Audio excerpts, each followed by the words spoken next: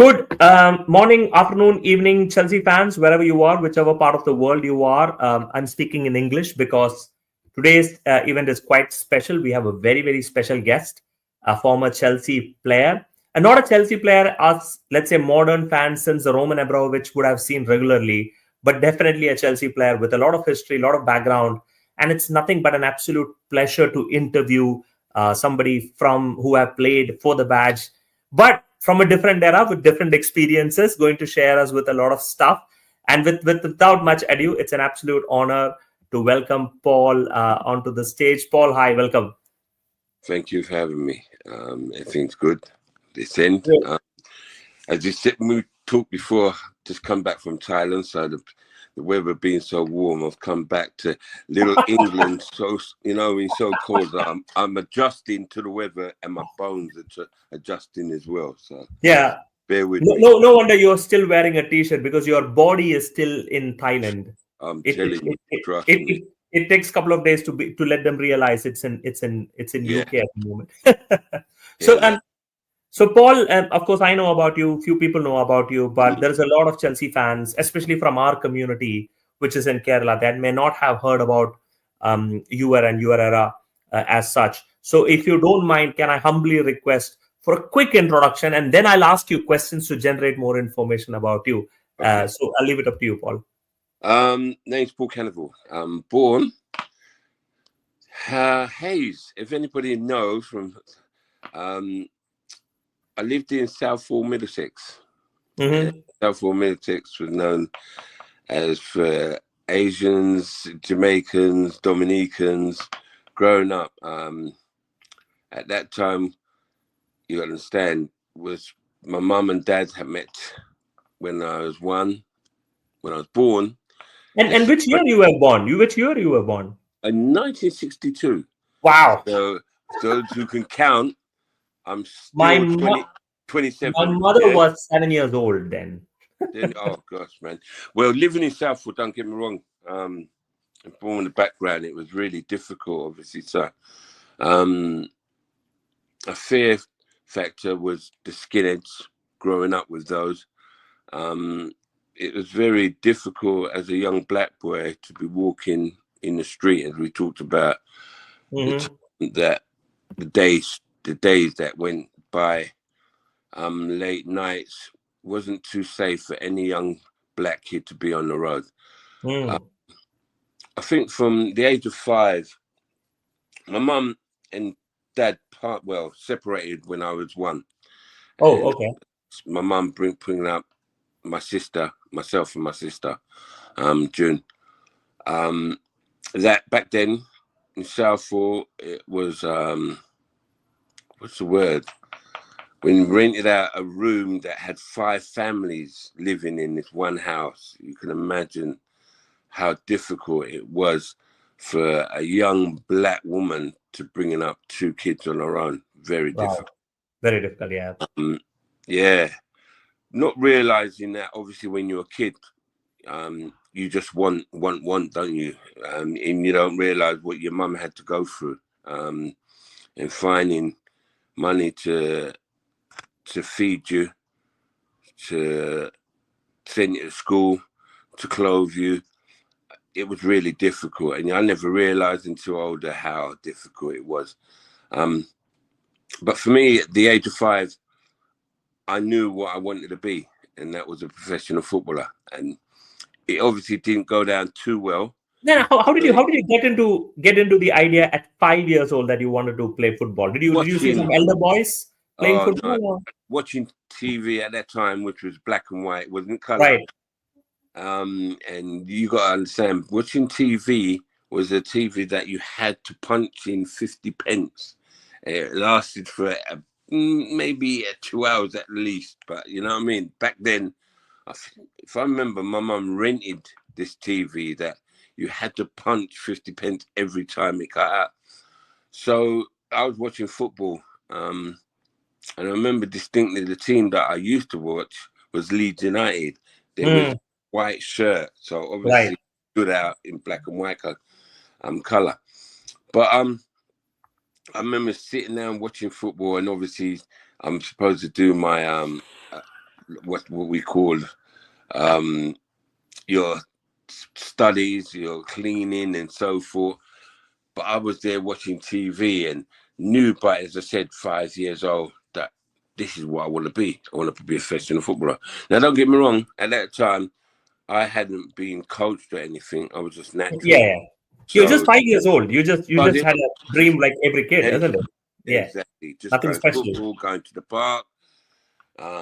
Eventually, you start playing football with schools, playing Saturday side, playing Sunday side, and it just improved. Don't get me wrong.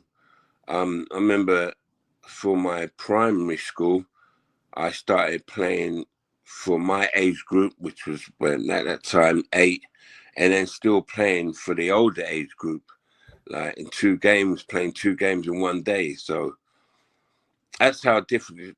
Obviously, it's changed now to today's football. You know what I mean? For when you call it an experience as what they call academy now.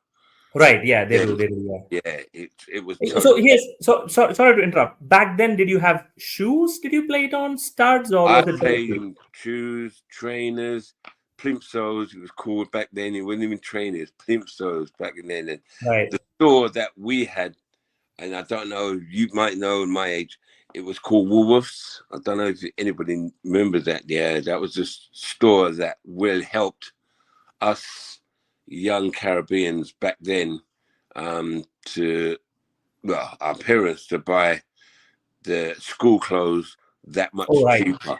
Yeah. Right. Yeah. The trainers that we had then was called plimsolls, and there was, don't get me wrong, playing with those on a concrete floor didn't last too long if you're kicking the ball with them there. And it is and let's be clear, it's not the lush green Premier League grounds that you see nowadays, isn't it? It's wet, it's dirty, it's all uneven. Yes. That's how it was. That's how I grew up, you know what I mean? Playing on concrete. And I think I played in goal, I was goalie, diving on the concrete, not running about. And obviously your mum, which I mentioned, went to the Woolworths and bought your trousers, which were school trousers that you was playing football in. And obviously some of them wouldn't last too long. They ripped up when you're playing football, so you had to be mindful, you know what I mean? And I remember I did that a lot. Had to my mum had to repair most of the time and sew them up, you know what I mean? She wasn't too happy, but yeah, I remember those distinctly, those days. And when was the time, was somebody spot you to become a professional? How was that journey towards Chelsea? Where it all began? Growing up, getting older, I started to play, which we call Southern League football, which is semi-pro. Right. That was from the age of 14, 15. I was playing for a team called Hillingdon Borough. Near Uxbridge. Very talented at that time that I was drawn into the first team, and I wasn't allowed to play for the youth team anymore. So that was at the age of 16, and I started playing for the first team. So 16, you are young, but how about your body? Was it? Oh, you're an athlete. My body was just so. As I said, back then I'm playing about 2 to 3 games in a day. You know, in a day, not in a week. Young youth, just ratchet, just running all day. It didn't miss in nothing back then. But obviously, to now, how the system's changed, you're not allowed to play more than 1 game. You know what I mean? As a youth. But then, yeah, I think for me, I enjoyed football so much. It was really a temptation that my mother couldn't take me away from it. Don't care as much as she wanted me to take my education seriously, and which we found out itself for most of the Asians did take their parents made them take their education seriously. I was just one of those who just followed my sports, followed football. But yes, got to play about Southern League, because back then was very big Southern League football, playing for Hillingdon Borough. at the age of 15, went through the years 17, 18, and it was then I was scouted, to be honest, and sent to Premiership, well, not Premiership, Division 1. Division 1, yeah. Which was like the likes of Southampton. I went to try as West Brom, went to try as Wimbledon, and obviously Chelsea. At this time, it was really different because when I went to those clubs, I had trials, but nobody in the establishment would tell you how you're getting on. And that was, I find, very difficult because you'd be playing 3 days and nobody said anything to you to say, well, encouraging, how am I getting on and whatever. And that I was finding really difficult because you didn't know whether you were good enough or not. Yeah. So after that week, you'd go and return back to Hillingdon Borough and where nobody said nothing. So in other words, you're disillusioned thinking you're not good enough. Yeah, so it's almost like you audition, but nobody's telling you what's happened. You don't have a feedback. Now you're questioning yourself, am I good enough, isn't it? Exactly. And that's what I was doing at regular.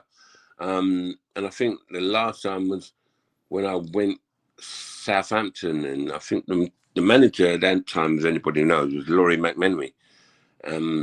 And nobody said anything to me. So I went back to Chelsea thinking I weren't good enough. Well, not Chelsea, Hillingdon Borough, sorry. That's when Chelsea came in, invited me for trials for the week. And same thing, procedure went on there. But don't get me wrong, at that time I was nervous, obviously, because now these players that I was training against, I recently saw them on TV. So now, young boy now standing, you know what I mean, or watching. Yeah. So there I was training and playing, but scared at the same time. So trying not to do anything wrong. Right. So, in other words, I wasn't doing what I was supposed to be doing. What I was used to doing was, because you got to understand, if I go back now, when I played at school, I played as a centre half. Trust me. You couldn't get past me. I was that quick, so easy. But what it was, when I schooled, I used to get the ball from the back and I couldn't find anybody to pass to. So what did I do? I dribbled the ball all the way from my box to the opponent's box. Oh, you were a Franz Beckenbauer back then. Oh, man. You couldn't touch me. I was telling you, I was taking on players. Or the modern version of John Stones. I was doing so much. That's when my manager at that time said, no, you can't be taking on players from your box. You need to be in the other half. And that's where they moved me to left wing. That's where I started. So when at Chelsea now, left wing, I was trying to take it easy and not doing anything wrong. And for the whole week, once again, went back to Hillingdon because nobody said anything. And that's when I'm just going to take a pause here. Because this is very important for me. Now, when you say Chelsea, obviously me and the fans listening, they will think, oh, Chelsea of Roman Abramovich. Yes. But this is the Chelsea of the 1980s. Yes. Right? Now, what was the image of Chelsea back then? Because there's one important club that you mentioned. You said Wimbledon. Yes. Right? And we don't even hear the word now, Wimbledon. But you went to trials with Wimbledon. You said Southampton with pride, because Southampton back then is not the Southampton that we know of today in terms of publicity, not in terms of history. So give us a glimpse of what was Chelsea Football Club compared to the others in that era. At that era, Chelsea Football Club, which I wasn't even aware of at that time, was a supportive with National Front. And when I say National Front, if anybody knows, that was the heritage of English who didn't, for us as a black lad, didn't go down too well. That's what. Right. And when I said living in Southall, that was the fear factor of skinheads of that time, that era. National Front, Enoch Powell, as such. It was a scary time for any Asian or black person living in that time, that period. This is a support that Chelsea had at that time. I wasn't aware of. I wasn't aware of it at all. I was a young lad who just wanted to be a professional footballer. That was my dream. So was Chelsea like a known club, like the likes of Southampton or even United or Liverpool at that point of time? Yeah, very much so. It was known with a player like Peter Osgood back in the day. Oh, legend. Oh God, Gary Locke, Mickey Droyd. They were some big players back in there. Chopper Harris. I wasn't aware of these players because at that time, I'll be honest, I supported Leeds United. And they were massive, isn't it? Leeds were massive. Were big back then when I was in the 1970s. Yeah. So you remember the late 70s. And they were not known for playing pretty football though. Oh, they played football. But I'm telling you, but they could handle themselves as well. I think the battle was always, if everybody knows, Chelsea and Leeds did not go down too well together. They didn't like each other at all. I wasn't aware of this. Physical, more. It's not a football, more like a rugby version of football. Oh my God, you don't understand. Trust me, I was not aware of the history of these two clubs when they played each other. All I knew when I did find and eventually joined and signed up for Chelsea after a second start of trials, and that's when John Neal, the manager at that time, signed me for the remaining 7 months. Right. So you went for the first trial, and then you came back. And were you informed that you were shortlisted or you were invited? How long was that? I was asked to come back again, and they told me they was interested, and I went back a second time, and it was and were you excited that for the first time a club has actually called you the second time? And did that? Well, it wasn't about exciting. Don't get me wrong. It was a case of that they were interested, and I hadn't done so much, but to know they was interested. It was their second time that I went back that really done it. But saying that, it still wasn't easy because I remember I was still doing the same thing and not actually doing what I was known to do.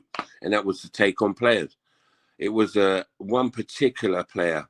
Now, if you know Ray Wilkins, if you don't know the Ray Wilkins of old, this was a famous player.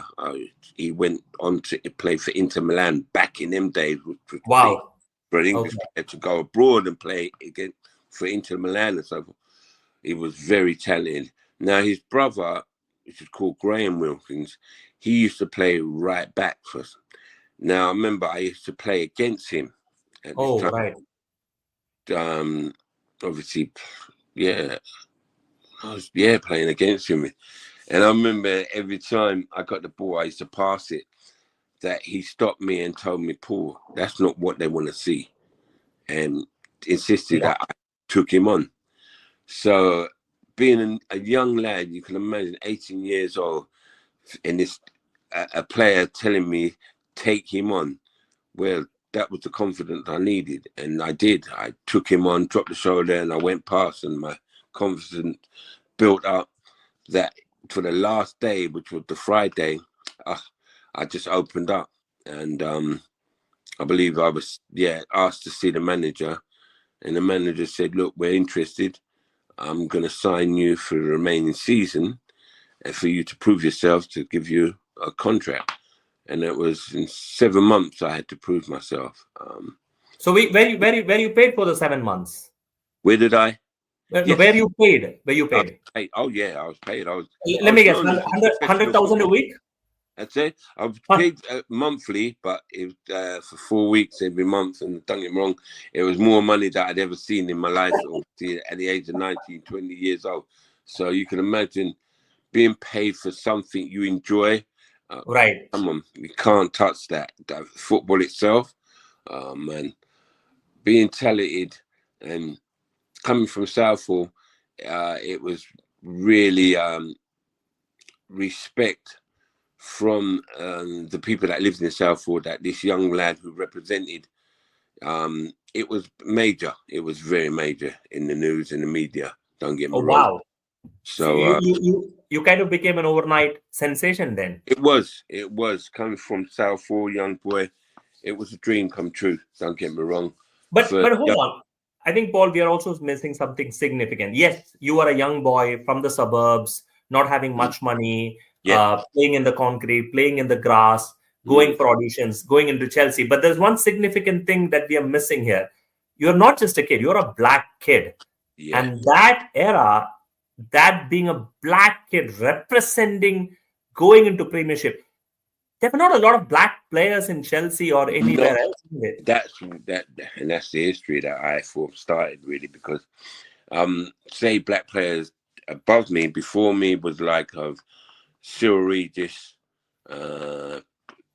Cunningham, Laurie Cunningham, and that played at West Brom, Brendan Batson. These were the players that I knew of that had made it into the English Football League. Here I was, young black kid at Chelsea, not knowing history, not knowing I was the first black player to break in the first team. I saw other young black players that were there and thought, okay, there are black players here, but they hadn't broke into the first team. You were the first black player to break into Chelsea first team ever. That was it. And I didn't realize that at the time, a young boy who just wanted to play football. So you can imagine when I started my career, I was playing in reserves and I was so confident. I just loved it. And now, because you're playing on better surfaces, like you mentioned back in the day, the surfaces weren't that thin. Right. That you're playing on great pitches now. And obviously me, as a young lad, loved it. Played on the right wing, left wing, up front, striker. I was really performing, being man of the match. That after 4.5 months, I was called into the first team. And that's where it really started. I was called to make my debut, and it was against Crystal Palace. And I remember this is known as a London derby, Chelsea Football Club in Crystal Palace, away Selhurst Park. That I remember travelling in the coach, and that was new for me. It was like a house. The coach, he had beds, kitchen, everything. You know what I mean? He was like, wow. It's like a modern kid who's never been in a flight going on a flight. You know, it's that experience. You can imagine that. So here I was, driven in the coach, all of us, and I'm there sitting on my own, thinking a game ahead, thinking if I'm given the chance, what am I going to do? So you can imagine a nervous young boy. We reached Selhurst Park. I looked around. The fans are starting to come into the ground, and obviously, as a youngster, this is where you want to be. You want to be in the first team. Yeah. It's just, you know what I mean. Watching it's a nerve. It's nervous. Right. It's shocking. But I remember going in the changing room, sitting in the corner, getting changed, putting on my gear, kit, and my teammates, or, you know what I mean, giving me support. Canners, if you get on, all the best. And it was just, nerve-wracking, really nerve-wracking. I got on my tracksuit, come outside, and started to see the fans based up, form up into the ground, and there I was warming up sidelong and thinking, oh my gosh, Paul, you've done this. This is where you wanted to be. But still, you haven't done it, because now, you know what I mean, when you get that opportunity into the first team, that how you perform is another thing. And it was a case, nerves was just in this shaking in me, you know what I mean? Yeah. But I was to say, for my manager at the time, it was named John Neal at the time, had given my opportunity. He gave me my opportunity. You started against Crystal Palace. Yeah, he gave me. How many minutes did you play? Oh, well, The game, first half, it ended up 0-0. It was a tight game, as I said, London derby. And I, as a young lad, you've realised if it continues like this, that I can get the opportunity to come on. Right. Second half, still from 20 minutes, it was still 0-0. And I thought, if it stayed like this, he's got to put me on. I remember I was sitting in the sideline, dugout, and looking at my manager, thinking, "Come on, man, give me a shout, give me a shout." And he still weren't. It was like I remember 30 minutes was gone by in the second half, and he still hadn't changed it. Now you got to understand, back then when I was playing in the 80s, we only had one substitute. That's what it was: 11 players and one substitute. Not today's football. We have 6. Wow, this is new information for me. You had only one substitute. One substitute. You got to understand this. And this is I where never a knew. manager had to make a decision when you want to play that substitute, whether a keeper or got injured, whether a player got injured, you can bring on, whether you want to change the game, you bring on that one. He had to know when. You couldn't put on how many players of today's football, 3, players of football. Yeah. This was one substitute. I remember distinctly 35 minutes went by and I thought, nah, he's not going to play me. And then he gave me the shout, "Canners, go and get warmed up. You're coming on." Wow. I was ready. I was so ready. I warmed up the sideline. You got to imagine back then, grounds were formed. They were really close to the pitch. Yeah. People, you could literally touch and feel. They can touch you. You could hear them distinctly. And I remember warming up, stretching, getting ready, eager, couldn't wait. Yeah. And that's when I started to hear this racist abuse being shouted at me enough. And I thought, hold on. It was the away supporters, like Crystal Palace supporters, giving me this turn. So now I'm trying to say, ignore this, Paul. Nobody's going to spoil my day. Forget that. It got louder and louder, and abusive, calling me the N-word, calling me go home. Right.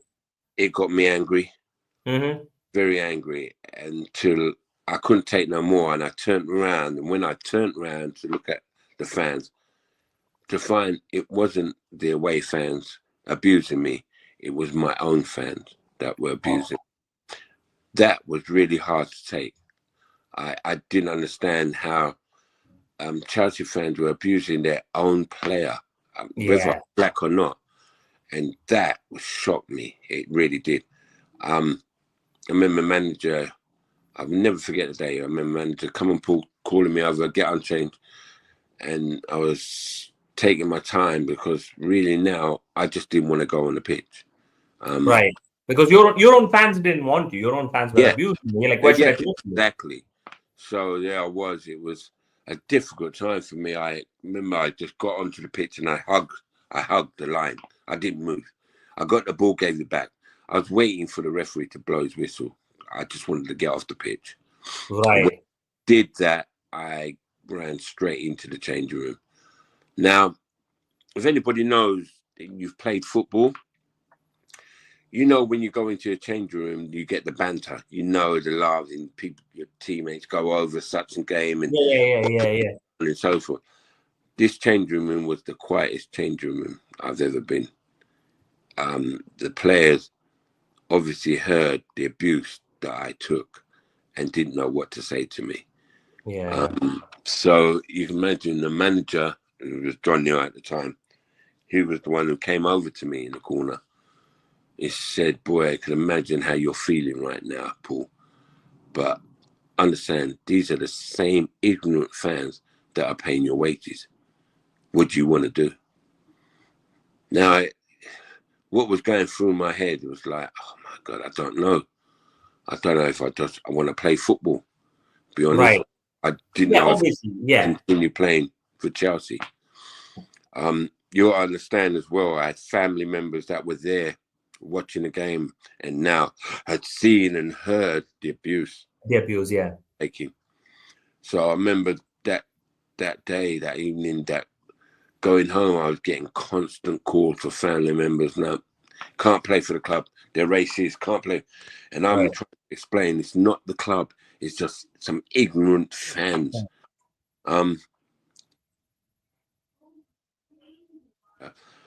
I had to make a decision whether do I leave?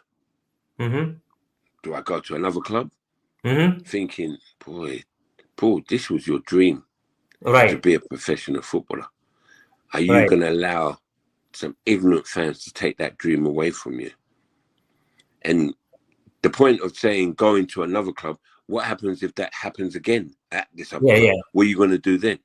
Yeah. I wasn't going to allow anybody to take this dream away from me. So you got to understand, see, my mum came over the Windrush and came from the Caribbean at the age of 16 for a new life in England.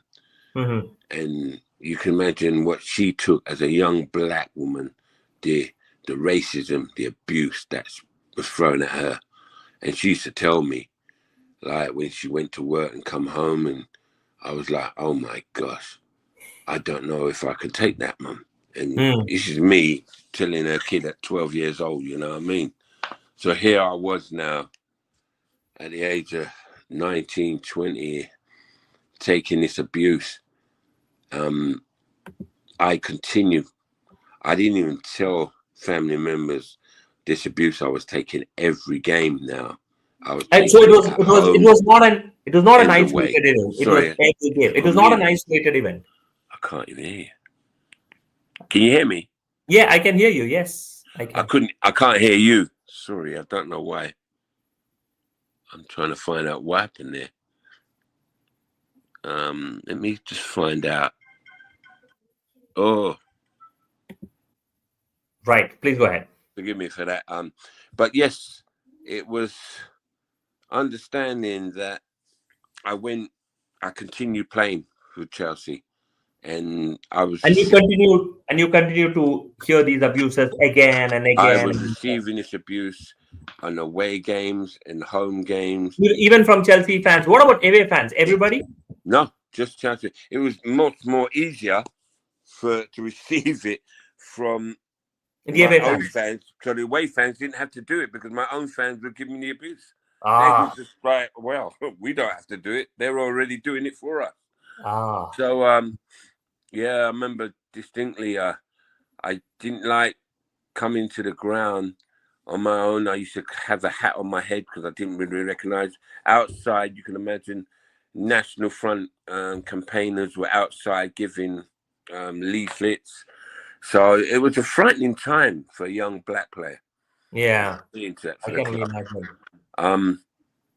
And I was, taking this abuse away games and at home games. That literally for 3 years, I took this abuse for 3 years and not letting anybody. I think what really hurt, understanding nobody talked to me or asked me how I was feeling. Oh, right. And not even Chelsea members like at the club asked me, how are you? And that was really a difficult time because I didn't want to seem as I was weak, you know what I mean, to be complaining. And I thought if I complained, then they would throw me out and I wouldn't be a professional footballer. So I didn't say nothing. I just got on with it. You know what I mean? And it was difficult because I was thinking every time I played and finished the game, I used to go home thinking, what can I do better? It was like I had to play twice as better than my teammates when I came on, just to try and be accepted. It was a difficult period for me, very difficult, and probably played a lot with my mind, mental health at that time, to be honest. So, yeah, to be eventually accepted, I say this because it was a game where we played back then, we call it the Milk Cup. And I remember distinctly that we used to play against this team called Sheffield Wednesday. Right. And we was in the second division, you can understand. Now, at this time, I'd been in touch now with my dad, obviously, who now lived in Sheffield. So I, was being in touch, thought, I'm coming to Sheffield thought, would you like to see me play? Because my parents, nobody, family, just family members, maybe some, but my parents had never, ever seen me play Right. football. So, yeah, he was there in the crowd. This time, Sheffield Wednesday, it was our quarterfinals of the Milk Cup. Very important cup back then, you know what I mean? Very big. I remember distinctly I was substitute again. And first half, that we were losing 3-0. Oh, Yeah, as far as I'm concerned, one goal went up. Fair enough. I thought we'd get that back. 2 goals went. I thought, yeah, we still get that. But 3 goals up. we're done. We're done. We're done. Yeah, Yeah. we're finished away. Yeah.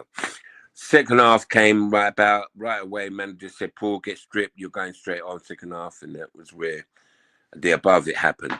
I was there. The ball was kicked. In the first 11 seconds, I've scored, making it 3-1. Then we scored a second. And then later on, we scored a third, making it 3-all. Right. We scored a fourth, and I scored that fourth as well. So I'm thinking it was the last few minutes. I scored the winner. The game ended 4-all, but it was one of the greatest comebacks you can ever seen in a game. Right.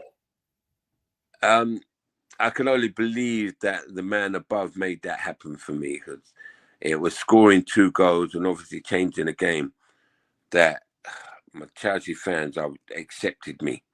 And I was so proud, to be honest, because my dad had seen me play. And as long as, you see, my dad left when I was 1, and this is the very first time I'm seeing my dad for the first time. We get on now, to be honest. I'm still in touch with him. But yeah, from that day, when we played back at Chelsea the following week, I think we played against Watford.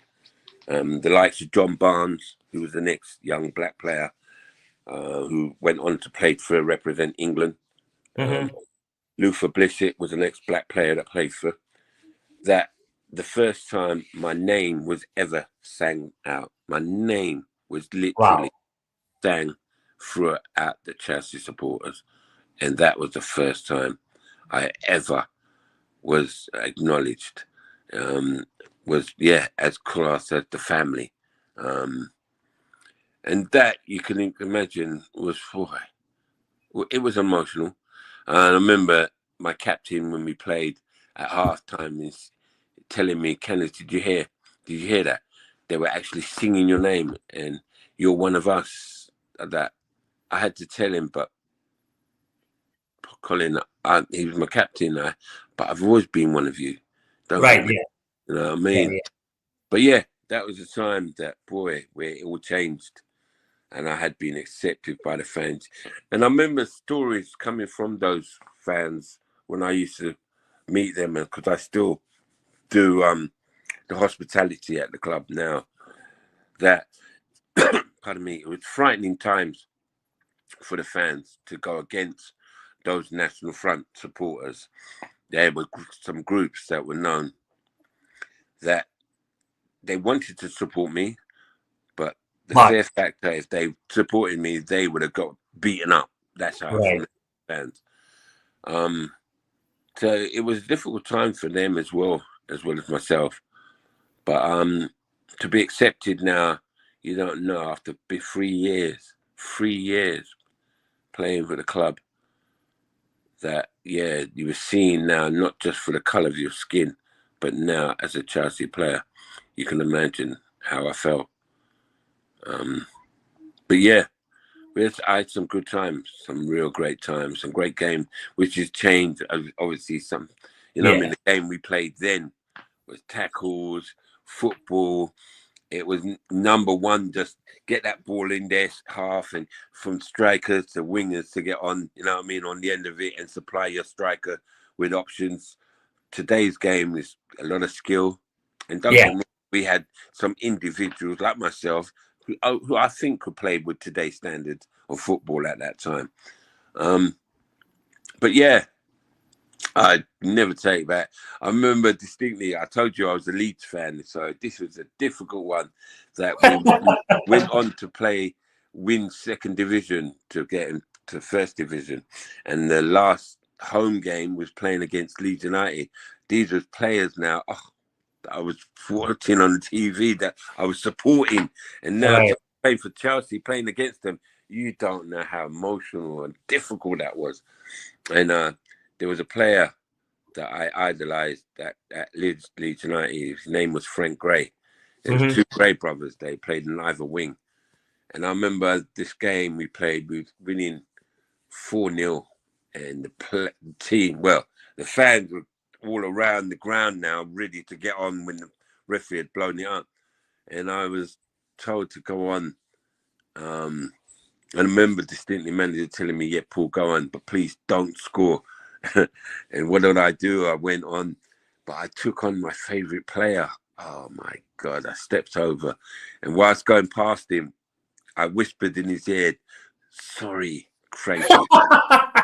And I went past and I scored a goal, and it was like, oh my God. The referee the fans just came on the pitch and the referee blew up for time, and that was it. Don't get me wrong, it was scary because the fans came towards me. I didn't know whether still being accepted or I'd be harmed. But that's when I probably changed my alliance that day and started supporting Chelsea. So, yeah, distinctly. But that was one of the times in the history of my times playing for Chelsea back then. Awesome. Well, here's the thing, Paul. I probably thought we're going to speak about your life, and that's going to take about 10, 12 minutes, and we're going to speak many, many things. And here's the thing, just those aspects itself took us 40 minutes. And I don't want to hold you much further. You gave us a lot of information. But here is something that I would love to do. If you allow me, I'd love to do a follow-up session with you. And this time to understand your life post-Chelsea and the struggles you faced and what happened. So maybe another day, another time. Yeah, but most definitely, because after football, it was a very difficult period for me. Right. And maybe the next time we will speak more about that. But for this particular session, what do I say? A Chelsea legend right in front of me, the first black player ever to play for Chelsea, had to face a lot of struggles, go through racism abuse, not just by away fans, but predominantly by Chelsea fans, played, and then eventually won the hearts of Chelsea fans, got finally mobbed, being a national sensation. Thank you so much, Paul. It's been an absolute pleasure and honor to have even discussion with you. Thank you for having me. Thank you, your fans that are listening. Keep supporting the Blues. This is what it's about. It really is, means a lot. Sorry. I look forward to talking to you lot again and sharing a lot more of my, my time. Absolutely. Doing foundation work. But thank you for having me. Thank you so much. All right. Thanks, Paul. You can exit the session. Thank you so much. Take care. Bye-bye. All right, guys. That's it. That was with Paul. Not for a single moment I ever thought when I started this channel that I ever interview a Chelsea player, even though that was my wish, that was my ambition. But damn it, here I am interviewing a former Chelsea player and now a true icon and a legend of Chelsea Football Club. Thank you so much, Paul, for even joining. Thanks for the foundation to even organizing this. It's been nothing but an absolute pleasure. Hope you guys enjoyed it. Thank you so much for watching. Signing off, SK from Chelsea Karan. Do let me know your thoughts in the comment section.